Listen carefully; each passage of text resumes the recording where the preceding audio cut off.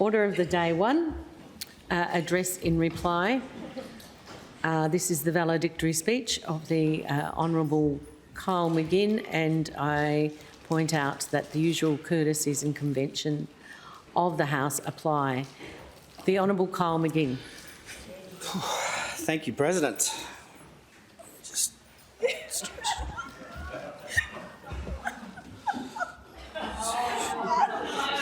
All right. Thank you, President.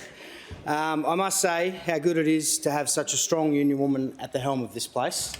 I've always valued your guidance and your humour. You've always made time for me with my many issues.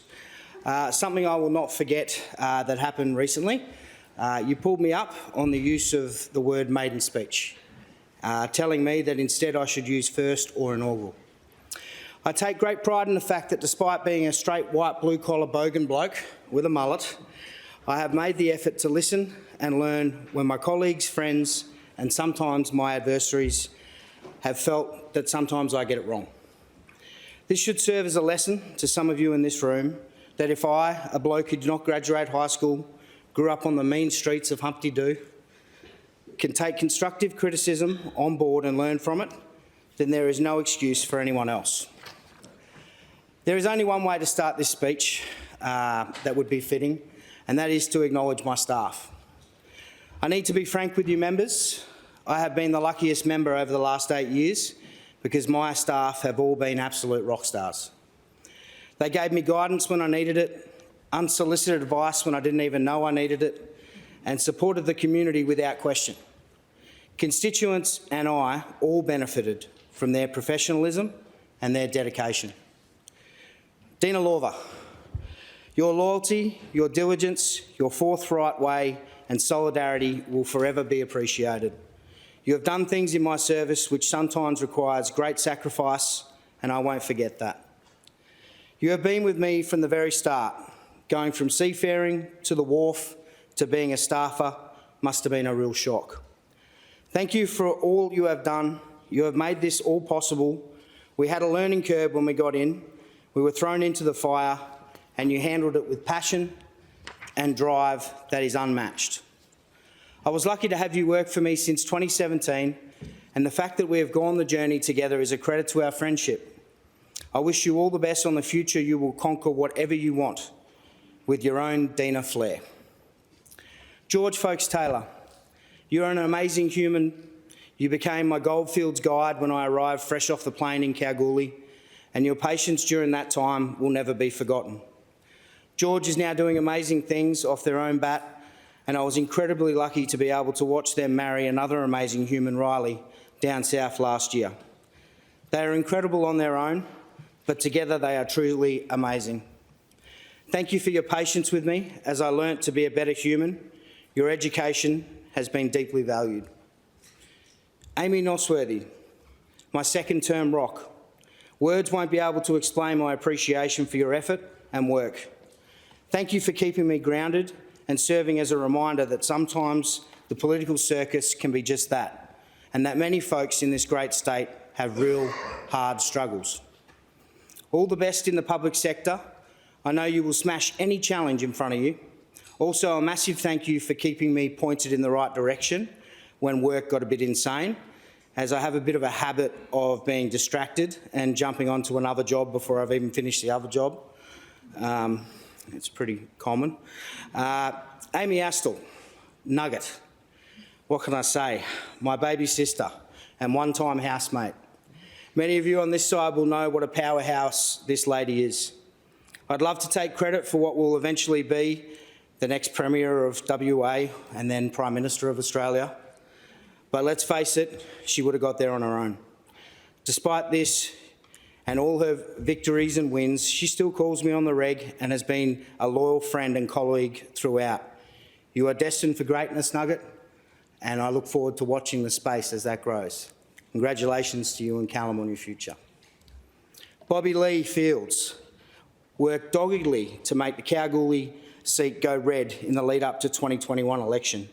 She's now left the Goldfields and after travelling in a caravan around Australia, has settled in South Australia. She brought a lot of joy to our little team back in 2021, To Bobby and her husband, Greg, thank you both for the hard work, but most of all, the friendship. You are a true Labor staunch, mate.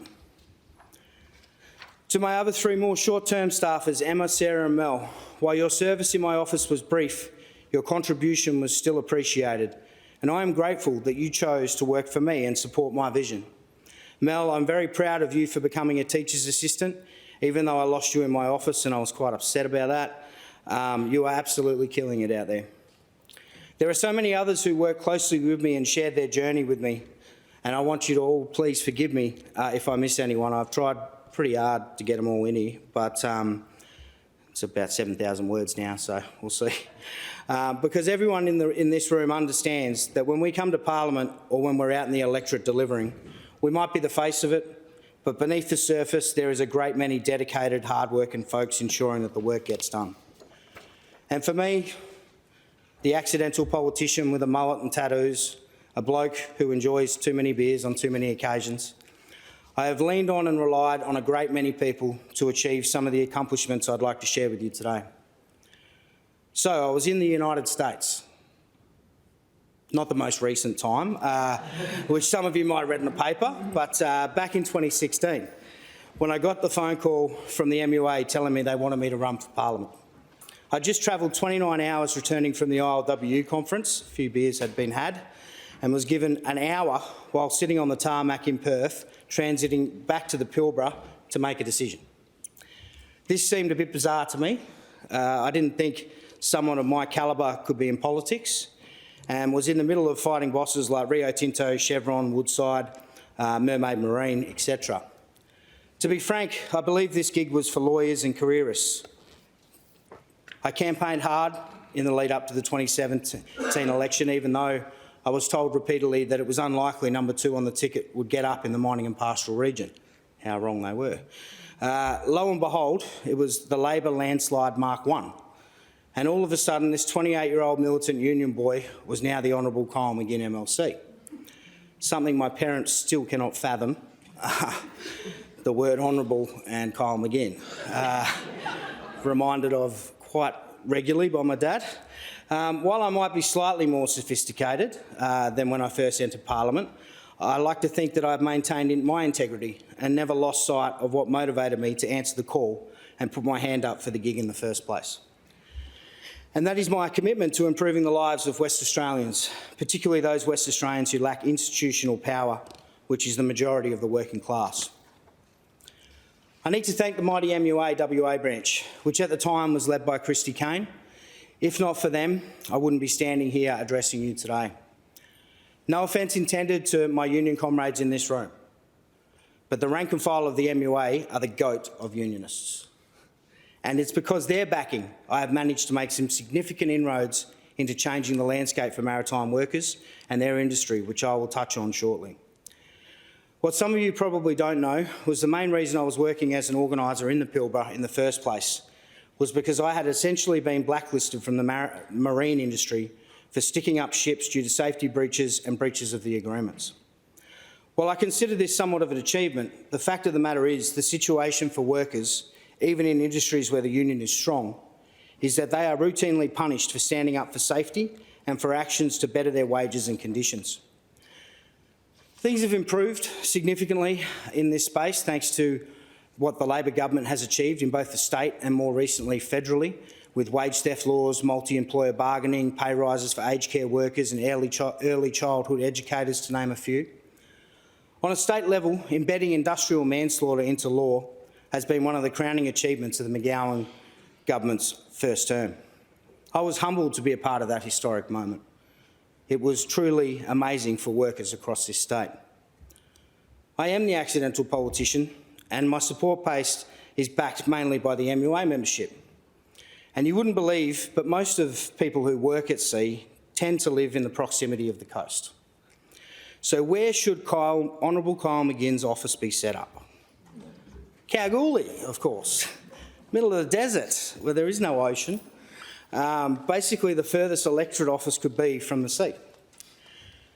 But if you know me, you know I love a challenge.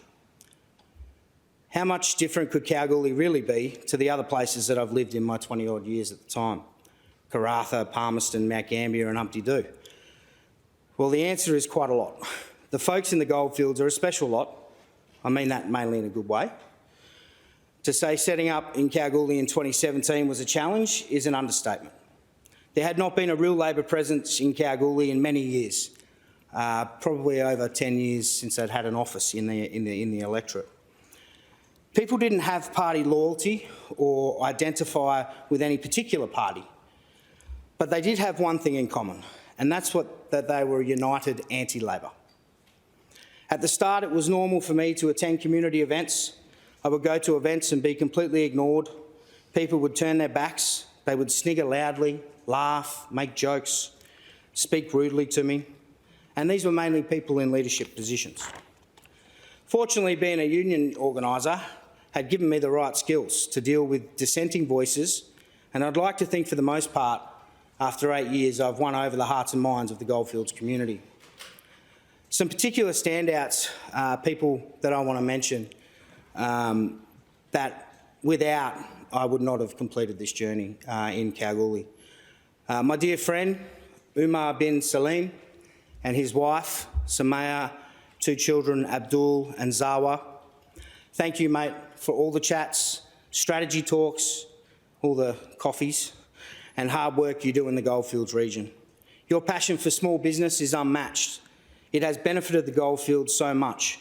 You have taught me so much about the Pakistani culture. It has been an honour to learn your perspective, my friend.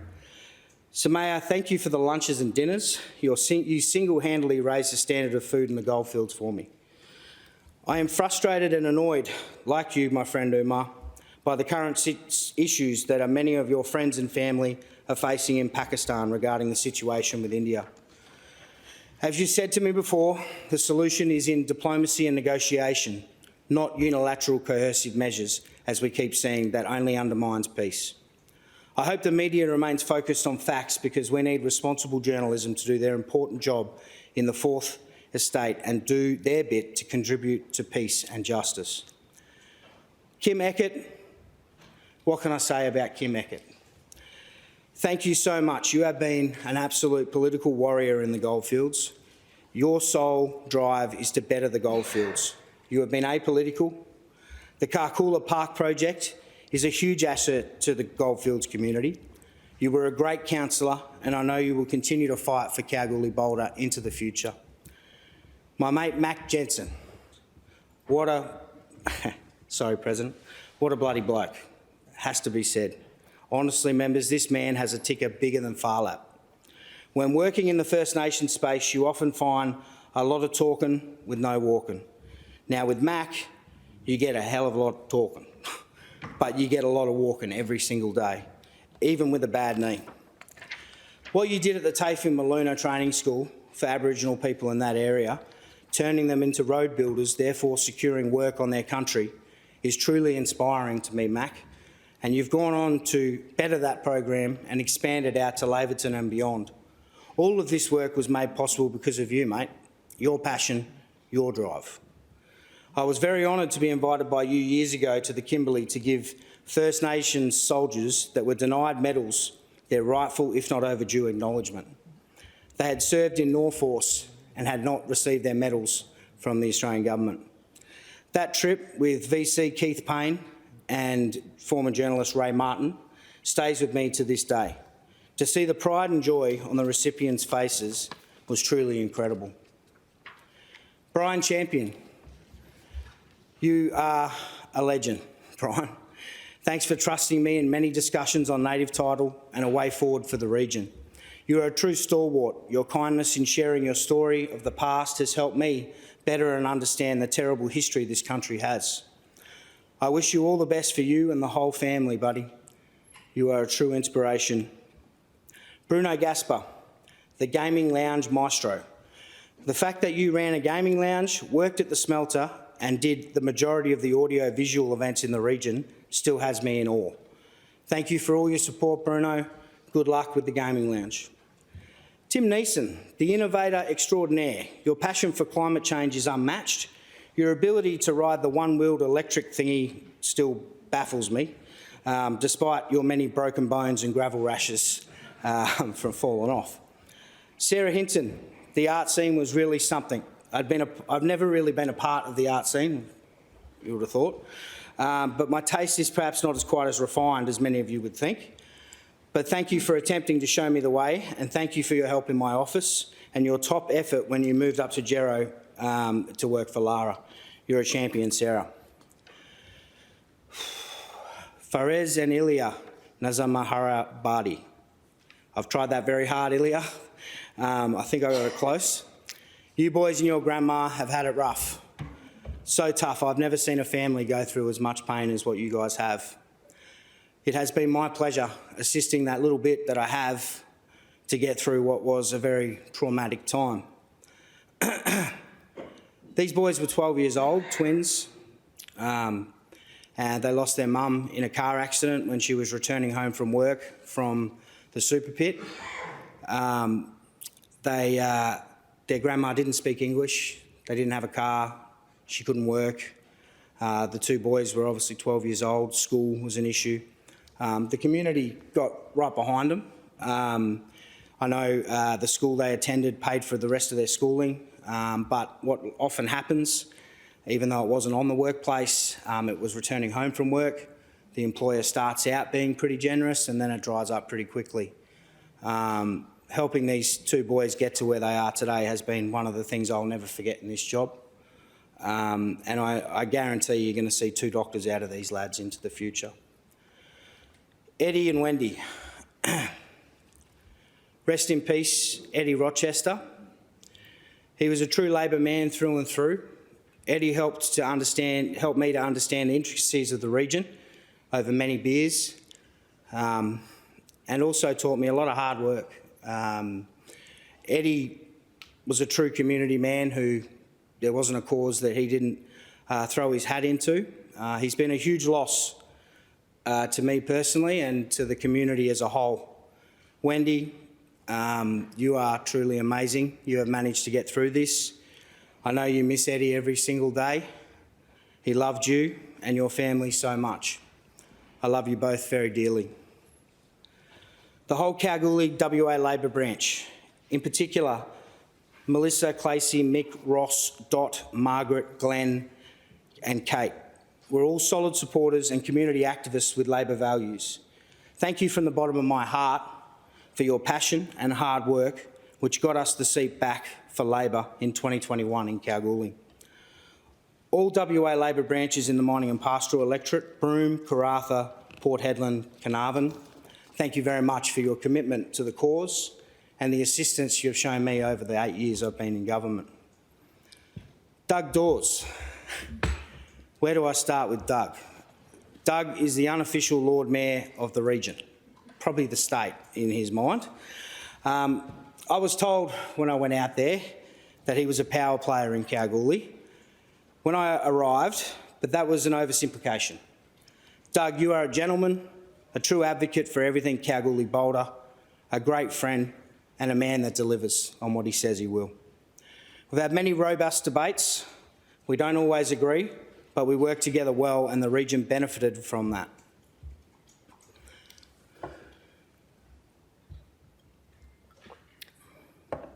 Gloria Moyle, Regional Healthcare Powerhouse, Pocket Rocket, just about sums Gloria up. Also, legendary MC.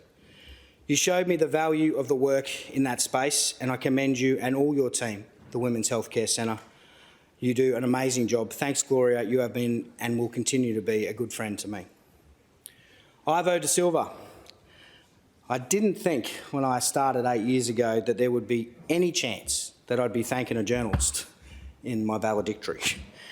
Considering also over the 8 years the amount of takedowns I've had in the paper, particularly the Kalgoorlie Miner. Ivo's at ABC, legend. But Ivo, you have been a true champion, mate, honestly. We've had many great interviews, many great discussions, many great debates. Ivo dedicates, he's a political animal. He loves politics. But he's one of them guys also that we wouldn't be able to have democracy out in the regions. He works for the AEC and the WAEC every single election. He's the manager, he's the on the booths, he's everywhere. And he loves it. There's something wrong with him, but he loves it.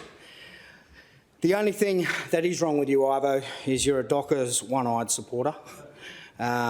Seriously, that's your only bad trait. Go the Adelaide Crows. Esther Road Knight, you have been so fair to me and supportive. I thank you. I don't think there is a project in the region you have not been a part of. Seriously, you just keep on going. Finally, I want to give a big shout out to all the workers at the Goldfields Esperance Development Commission, and particularly thanks to Chris Rising Starcevich, who's going to hate that I said that, but who should be rolled out as an example of how the public service and its leaders should strive to operate. Chris, your passion for the region and for WA is unmatched, and your ability to deliver is second to nobody. All the development commissions across this state have done an amazing job over the 8 years that I've been able to be involved and see. I'm very proud to be a part of a government that puts a department like that out in the front and centre in the regional WA. Helping those who are struggling has been one of the pure joys of this job. Members, when we advocate for groups that find it difficult finding their voice, we galvanise the communities which we work in. There have been many organisations that I have fought and advocated for or supported because I did not believe they were being heard.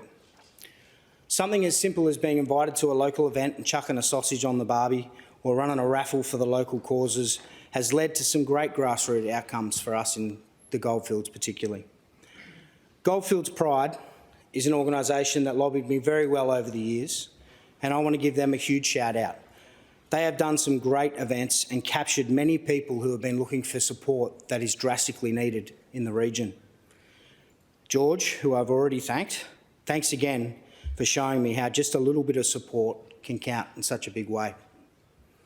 All of these people and more I have surely missed plenty, have helped me and the Labor government deliver on some fantastic projects in the region. I do wish that the former member Robin Scott was in the room so I could say this one. The launch of the MRI machine in Kalgoorlie Boulder was one of the greatest commitments from the Labor government in 2017 and was delivered only by a Labor government. It was a political football that was being used by the other side for many, many years. The lies that were spread were ridiculous. The games that were played were childish, but the proof is in the pudding. And I'll be forever proud now knowing that people who need better diagnostic outcomes will not have to travel to Perth anymore. And that's because of a McGowan Labor government in the first term. The Pringle Village project is another proud achievement. This independent aged care facility has set the benchmark.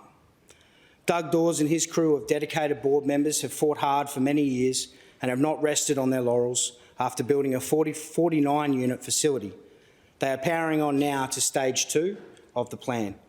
Still can't work out exactly how many because Doug likes to put extras in there, so it could end up being 50, could end up being 60 more. I'm proud to have helped advocate for this group to continue to build good quality care which will allow seniors to stay in communities they call home, close to their families and friends and all their networks. Step Up and Step Down mental health facility. This is a purpose-built facility for mental illness transitioning, another great commitment we delivered in 2017 that has had a real effect on the community and people who are facing mental health challenges. With the help of the Kalgoorlie Rotary, my team, and I will say this honestly, my team did a lot of this work, we embarked on building a Goldfields senior discount directory from the ground up. So when Minister Punch brought back the seniors discount directory, we noticed very quickly that, and just simply because it was new and had just come back, that there was not much from Kalgoorlie Boulder in that directory. We saw an opportunity for local business to be able to advertise savings and specials for free for seniors to access the best deals available. I need to give a massive thank you to the former member for Geraldton, Lara Dalton. Stole the idea from her in Geraldton. She had an amazing Rotary over there that was already doing it, and once we went out and started talking to business, the Goldfields spirit shone through on this project, with many businesses jumping on board.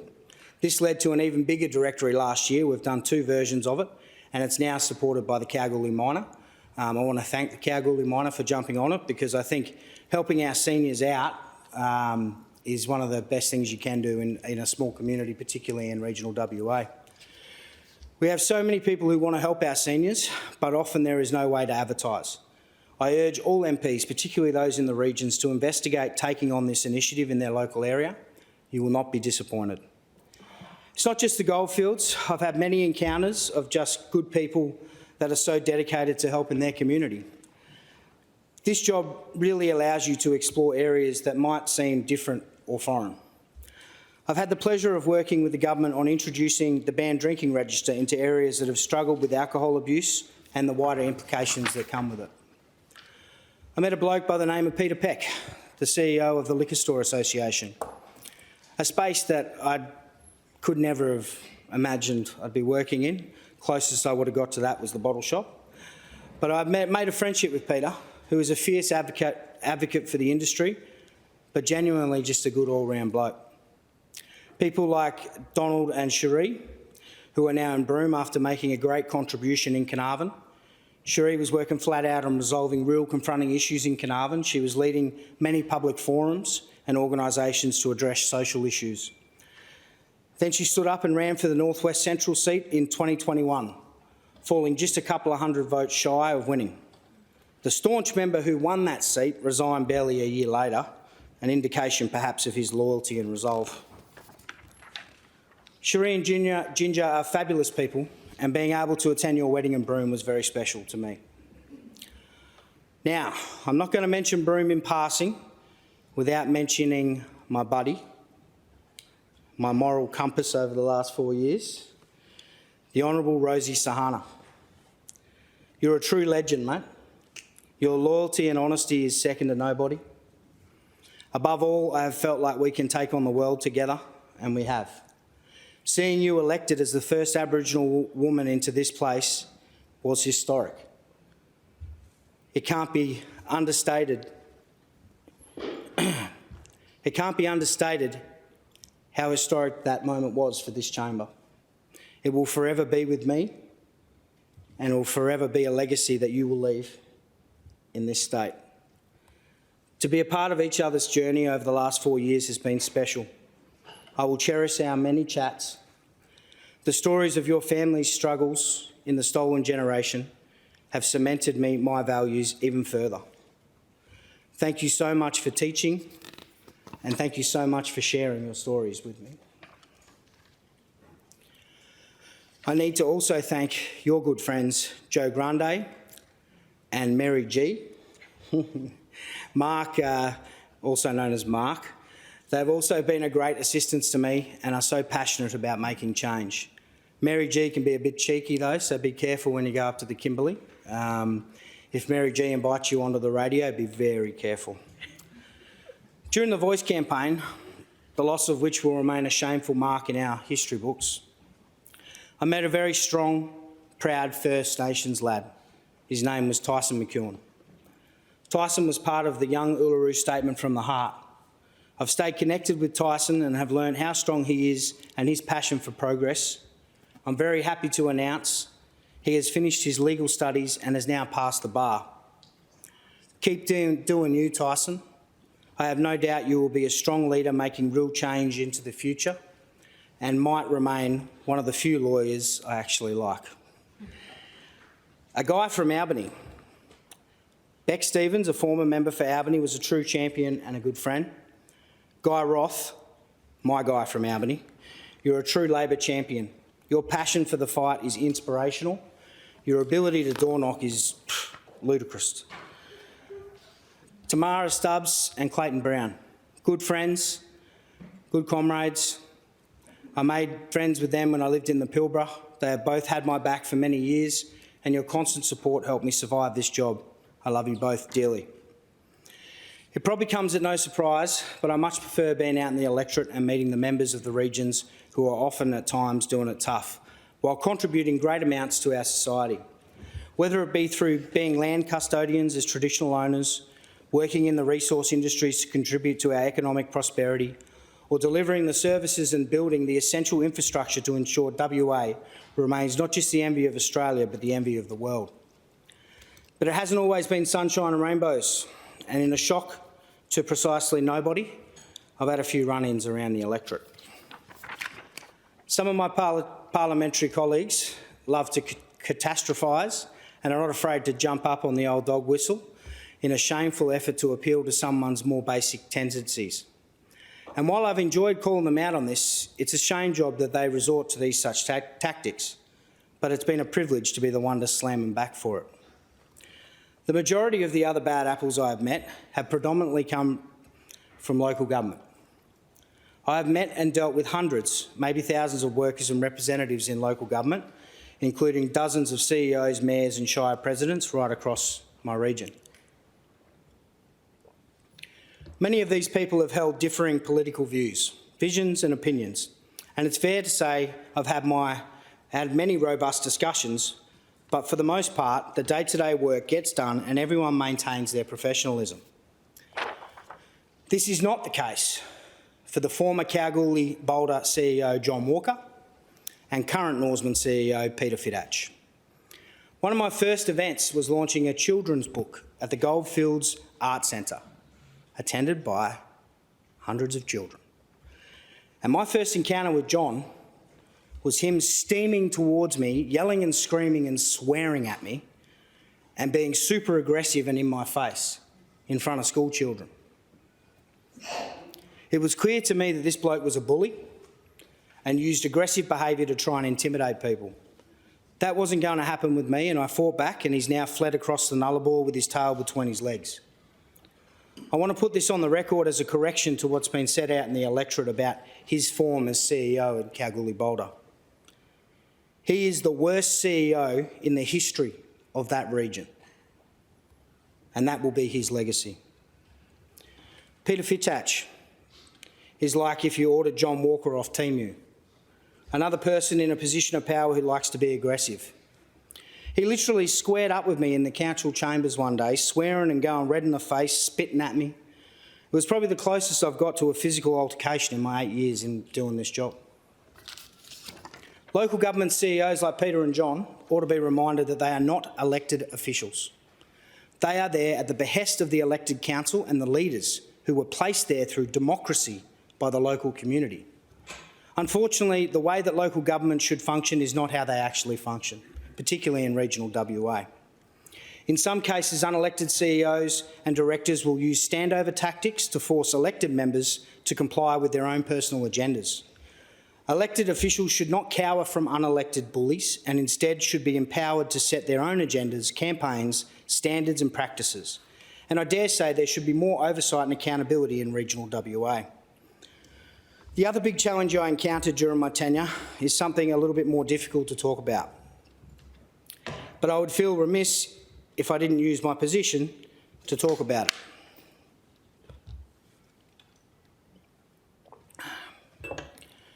I was about 1.5 years into my first term and I was struggling. Things weren't going well at home and I was still on the steep learning curve of this job. And this job is tough. This job is very tough. I was in Karratha with Minister Papalia and I got off a plane and I had a sudden feeling that I was having a heart attack. It was hard to describe. I had heart palpitations, my vision was blurry, and I felt like I was going to pass out. Fortunately, or unfortunately, it wasn't a heart attack, but it was instead a panic attack. And shortly afterwards, I was diagnosed with severe anxiety and have been on Lexapro ever since. I'm incredibly grateful to Minister Papalia for his support, but also his discretion that day. I'm also grateful to my colleague, the Honourable Sam Rowe, who gave me a good steer when I needed a doctor after seeing many, and not understanding what was going on. I found the strength in asking back then, even though it was incredibly difficult. Standing here today, talking about mental health struggles is still difficult. And I don't normally shy away from talking about hard topics. That's why I don't want to leave here without making it mentioned. There is no shame in asking for help. Please, fellas in particular, trust me on this. Ask for help. As I've mentioned, workplace health and safety is an issue I'm incredibly passionate about, and I was fortunate enough to contribute to the WorkSafe inquiry on the Public Administration Committee in my first term. Being on the Stena Clyde and seeing mates killed on the job was a formative moment for me. Violator Peter Meddens and Barry Denholm, I'm sorry you never made it home, comrades. In my second term, I've served alongside the President on the Procedures and Privileges Committee, on which we've confronted some pretty sticky issues, I think. Needless to say, reading standing orders and grammar and punctuation isn't my strong point. I was also incredibly honoured when I got the phone call from the then Premier Mark McGinn in 2021, asking me to take up a promotion to Parliamentary Secretary. When I was originally paired up with the member for Bunbury, Minister Punch, I was a bit confused as to why one of the youngest members in this place would be Parliamentary Secretary for Seniors, among disabilities and other portfolios. But I actually found this work was very engaging and had some fast friends in that space. I've got sore cheeks though, from the amount of times they were grabbed when I had coffee and biscuits. And some of the seniors like to go right in for the kiss every time you walk in. You got to be very careful. There are so many organisations across our great state working in this space and batting well above their weight. I want to thank you all for what you and your teams do day in, day out. It is a very hard space to work in. I mentioned the Pringle Village work with Doug Dawes in Kalgoorlie, but I've also met seniors across the state from the Kimberley to the southwest and have worked incredibly hard to make sure their voices were heard in the West Australians' first senior strategy. I also got to meet with many amazing people making excellent contributions to WA through my role as Parliamentary Secretary for Disabilities. For those who don't know, the disability sector hosts the best events in WA. Their gala balls, their excursions are fantastic. Attending these inspired me to run the very first Disability Christmas Lunch in Kalgoorlie last year, an event that I hope continues. The feedback, the smiles, the laughter and the fun was amazing. One standout mention amongst the thousands of Western Australians living with disability is another mate of mine, David Atkins, a young man with autism who came up to me at an event and said, "Because I got a disability, I can never be in politics." That laid down the gauntlet to get him inspired and bring him into Parliament. Sadly, I think I worked out that his allegiances are more with the other side, which was very disappointing, David. I can't always have it my way, but despite this, his political inspiration got bigger when I asked David to write a speech, and I read it out in this chamber, and that was his words, word for word. "David, you are now immortalised in Hansard forever in this Parliament." I don't have enough time to go through the other achievements I was able to deliver on behalf of the government in my PALSEC role, because the list is long and I think commendable, but I will thank the former Premier and current Premier Roger Cook for putting their faith in me. Let's face it, I'm a bit of an interesting choice when it comes to Parliamentary Secretary. Also shout out to Minister Punch and his ministerial team. They trusted me, they let me work with my own autonomy, and they sent me all around the state doing what the Minister was after. In fact, I want to thank all ministerial staff. They need a pat on the back. It's not an easy slog and sometimes a thankless job just managing your minister, let alone everyone else who's calling up and asking for help. Then you've got policy and administration work on top of that. I've made some fast friends in various offices and I hope I'm still allowed to party into the wee hours with you all every couple of weekends. Would be nice. To my colleagues in WA Labor from both terms, thank you for your commitment to the cause. I'll single out the Honourable Matthew Swinburne, partly because you put up with me sharing an office for 4 years, which I don't think was an easy feat, but you did it with a smile on your face most of the time. Just didn't like it when I laid on the couch with my shoes off, which was a lot. I want to say congrats to you on your ministerial, well-deserved. Look forward to seeing what you do over the next 4 years. To the leaders in the upper house, the whips, the caucus members, it's been a pleasure. Thank you to WA Labor. You have been the vehicle that has made this possible for all of us on this side of the chamber to be here. I enjoy democracy and WA Labor is that for me. Another member, or should I say former member, I would like to extend my appreciation to is the Honourable, the formidable Alana McTiernan. A woman that needs no introduction in this place. She was a mentor to me, and I consider her, potentially inappropriately, my political mum. She took me under her wing. It was an incredible privilege to learn from the best, and your work ethic nearly broke me every week, but it was unbelievable to learn from somebody how to do business. While McTiernan was my mum, my brothers and sisters will always be the mighty Maritime Union of Australia. I came up in the rank and file of the MUA, and being in Parliament and advocating for the cause felt like repaying my dues. I'm completely aware I'm still indebted though. I served as the co-chair on the WA Shipping Supply Chain Task Force, which recommended, among other things, the return of a coastal ship.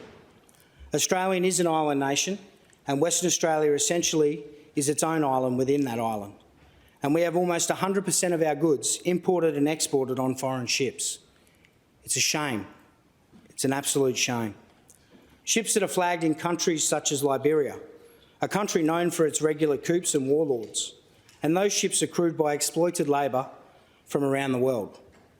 Even if the ship owner is doing the right thing in the terms of international laws, and trust me members, the ones that are doing the right thing is the minority, the seafarers aboard the ships calling into ports from Esperance to Fremantle to Broome and Headland are on just $666 American a month.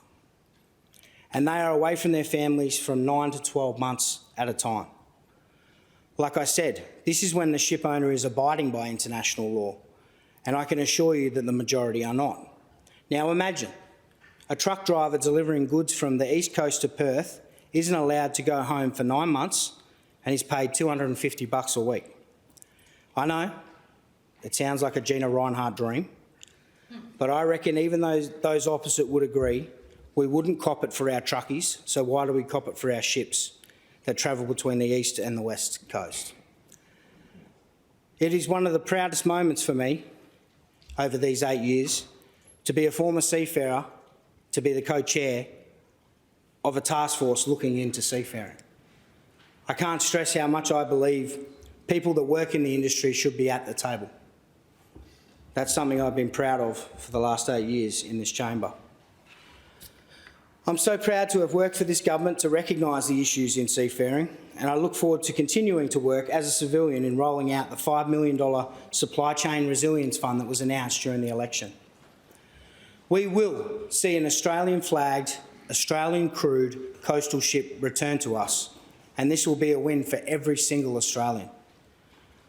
I didn't deliver everything I wanted to deliver for members of the MUA during my term, but I can assure you the rank and file, but also the people in this room, I will be successful in ensuring unnecessary and unproductive automation on the wharves remains a pipe dream for greedy bosses whose motivation is not even just profits, but subjugation. Automation on the waterfront is proving around the world to be a failed experiment. It is no more productive than human labour. It's a hoax, it's a joke, and it should not be allowed in Western Australia. It is a security risk, and it is a risk to the microeconomies. Call me a Luddite if you will, but we must protect our waterfront at all costs. As well as the rank and file, I'm obviously in great debt to the current Branch Secretary, Will Tracy, whose calm and strategic leadership has been an inspiration to me. You've talked me off about 1,600 cliffs, mate, and I appreciate that. To Doug Heath, the Branch Deputy Secretary, who looks as good in the West Australian pages as I do. Thank you, brother. That Teflon coat is getting thinner, just like your hairline. To George Gakis, who came up through the Youth Committee of the MUA with me. I look forward to working more closely with you shortly. Thank you for always being a good mate, always picking up the phone and a friendly ear when I need it. To the Honourable Vicky Helps, MLC, for your unwavering support and commitment to the movement over the years. Your time in this chamber has been far too short. To the entire Piccoli family, Daniel and Sarah and Nathan. Your folks must be very proud because not only are you all staunch, but you're also all incredibly clever and kind humans. Luke Edmonds, your free legal advice, which cannot be considered legal advice, has been a lifesaver at times. The friendship from you and Alison has also been warmly received and needed. Joel, you have big shoes to fill in mine and Paul's steed, but I reckon you're giving it a good crack and have the employers in the northwest on the ropes. To Jeff, Jack, Sandra, Sarah, Georgia, Ebony, Quinny, Samaya and Phil, thank you very much for your support. And I cannot forget and rewrite a mistake from 8 years ago in my inaugural speech. I forgot Lisa, which was a big mistake. I would like to put a big thank you to Lisa. It's taken me 8 years to right that wrong, but thank you so much for your support, Lisa. My union family crosses over with my blood family. My dad is a working seafarer and a staunch MUA member. Thanks, Dad, for getting me a start offshore. I'm also an unashamed mama's boy, and that's because I have an excellent mother in Sally.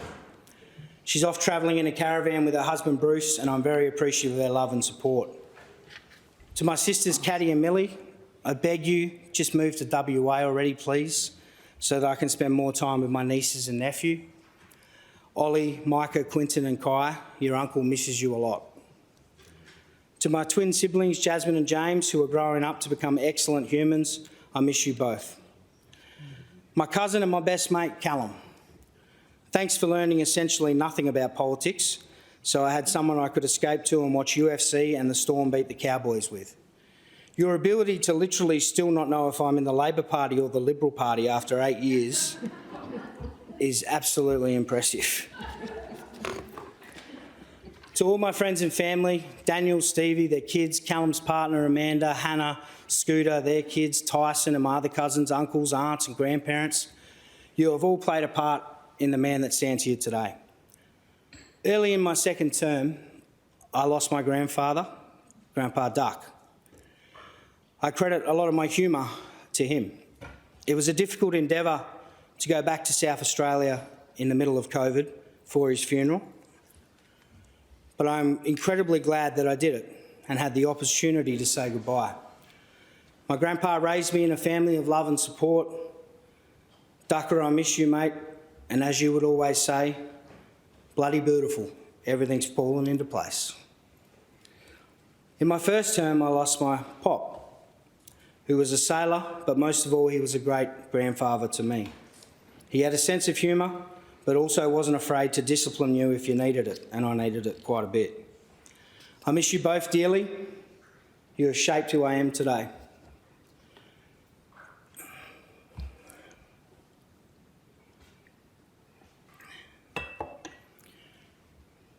To my partner, Ash. Just last week, we found out that our last embryo through IVF had failed after multiple miscarriages over the last 4 years and 2 other failed rounds of IVF. Despite this and all the other challenges that have been thrown at us, including a particularly toxic former employer, we remain incredibly close and our love only grows stronger. While we knew each other through the union movement, we began our relationship, believe it or not, members, on May 1st. So our anniversary is on May Day, which is very, very apt. Despite having many shared values in politics, she's the one who calls me out of my BS the most. I would argue probably unfairly, but like I said at the start, I like to think most of my endearing trait is my willingness to listen and learn. I don't get it right all the time, none of us do, none of us are above scrutiny, no individual and certainly no party. To have differing opinions is not something to be punished, it's something to be celebrated. When I was first elected, my priority was to make sure I left a legacy to leave the things I touched, whether it was a Goldfields Labor branch, opportunities for First Nations people, or conditions for workers in a better shape than when I found it. And granted, the movement of the dial has been small. However, I'm confident it actually moved. Standing up in this chamber to take a swing at a corporation or two has been a sweet pleasure of mine. Honestly, going to miss that. Rio Tinto, Chevron, I'll see you on the outside. I didn't even graduate high school and I was able to stand in here and hold power to account. We need people from working class backgrounds just as much as we need those with law degrees to be able to contribute to this discourse. I hope into the future the Labor Party continues to give working class people off the tools the chance to be in this place and drive change. If you are not at the table, you are not heard. and I feel like other accidental polys is exactly what this place needs. And while it's a bittersweet moment to be leaving, part of me thought I could have achieved a little bit more. My contribution to the betterment of lives for WA is not over. I will see you in the future as I keep up the fight outside this place. Now, I'm also the type of bloke that doesn't mind taking the mickey out of myself. So, members, here's the greatest bloopers over 8 years that I could come up with. Try not to laugh. Multiple sprained ankles. Two that come to mind was, I think it was second or third week in Kalgoorlie, and I just employed George, and literally walking down the corridor over thin air, sprained my ankle, snapped all the tendons off and started swearing and carrying on. I only just met George and I'm swearing and carrying on the floor, screaming. And then it was a couple of months later, I was going to the Kids Fest, which was on the Oval, and all the kids are there, and we'd spent weeks putting together these windmills. So I had bags of windmills and I'm walking along and there was a pothole. And so I went down and the windmills went up in the air and all the kids come running, grabbed all the windmills and I'm on the ground in pain. But yeah, it went really well. During the volunteer assisted dying debate, I was also, like the Honourable Darren West, someone who brought a blanket and a pillow in. I think I walked out about 4 a.m. with the blanket and pillow, and I didn't think much of it because there was media there, etc. At 7 a.m, I get a phone call from my mum. Oh my God, my blanket's on the news. It's like, she goes, at 4 a.m. you come out. I said, yeah, Mum, it's 7. I've been in bed for 3 hours. But she was stoked. Her blanket made it on the national news. There was a moment in this chamber which ended up on the inside cover with the former member Robin Scott from One Nation.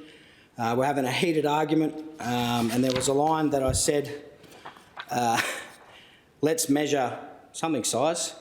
And the President at the time, the Honourable Kate Dowse, pulled me up very quickly and was very unimpressed. But the journos jumped onto it pretty quickly, and there was a picture of my head with a tape measure there the next day. It was pretty funny. The shoey I did to celebrate the mammoth achievement of winning the Kalgoorlie seat in 2021. To be honest, I didn't see the cameras in front of me when I was doing the shoey, nor did I see Zach Kirkup crying behind me on the TV when I was doing the shoey. But it came out looking fantastic. The only problem for me was, ever since that day, every pub I walk into in Kalgoorlie, someone wants to do a shoey with me. Members, I do not recommend making the shoey your trait because, I've had a few scratchy throats. As Parliamentary Secretary, it was a busy day. I had 4 events, and you don't have staff or anything. You're just running around, going to events, doing the speeches. And I went to this event in Joondalup, and it was the keynote speech, and there was a few hundred in the room, and I was pretty blasé. I was like, yep, let's get it on. Went up there and got introduced, put my speech down, and I was introduced by, I think his name was Gary, and my speech said, "Thank you, Sarah." And I'm like, oh, that wasn't Sarah. I realised I had the wrong speech, and I was standing up in front of 200 people at an innovation tech conference, and I had no idea who the company was or where I was. Needless to say, I then went on and delivered one of the greatest speeches you've ever seen. And I can prove this because an ambassador for the USA came up to me after it and said that was a superb speech. So either people don't listen or that was a really good speech on innovation. I was heading to a pre-poll in Cosmo Newbury, which was out near Laverton. And for anyone that knows the area, it's quite difficult, a lot of dirt roads, signage not that good. Well, I found out later there's a huge green sign, but anyway, I missed the wrong turn and I ended up a fair way away. I said Cooper Pedy this way, and I was nearly at the South Australian border. So I missed the pre-poll, which was devastating. I've lost about 9 or 10 of these swipe cards in Parliament to the staff here. I'm really sorry. Apparently it's a record. I've lost 2 phones, a laptop, a couple of other things. One day I was having a whinge to my staff, I think it might have been George, that my laptop was broken. Couldn't work it out, it wasn't starting, what was going on. So I did the whole thing and rang up DPC and went over there and I'm like, there's something wrong with this laptop, little battery pack, the thing wasn't plugged in properly. Turns out you need to plug it in to charge it. So I've had a couple of good bloopers over the 8 years. They're probably the PG ones we can talk about in here. Now, to the workers who keep this little but supremely important institution running, special mention to Anthony Maria, the superstar, Steve, David, Lauren, Brian, the madman, wherever he is. Where's he gone? There he is. He's just getting around, flat out. Hayley, Grant, and all the staff over the last 8 years, you've done a fantastic job. Your advice has been probably not what I want to hear at the best of times, but it's been true and it's been honest, and you've kept the integrity of this place. And for that, I'll be forever grateful. Members, love me or hate me, I haven't changed who I am. I hope this speech has explained to members what is important to me. I thought so long and hard about how I will finish this speech, and my constituents in the goldfields, I think, will be particularly appreciative. There was only one way to do it, and I'm used to getting told off, so we might as well get this over and done with. But I would like to say to the members and the constituents across WA, thank you for 2 fantastic terms. Cheers. Order, members. Order. The Honourable Kyle McGinn will take his seat now.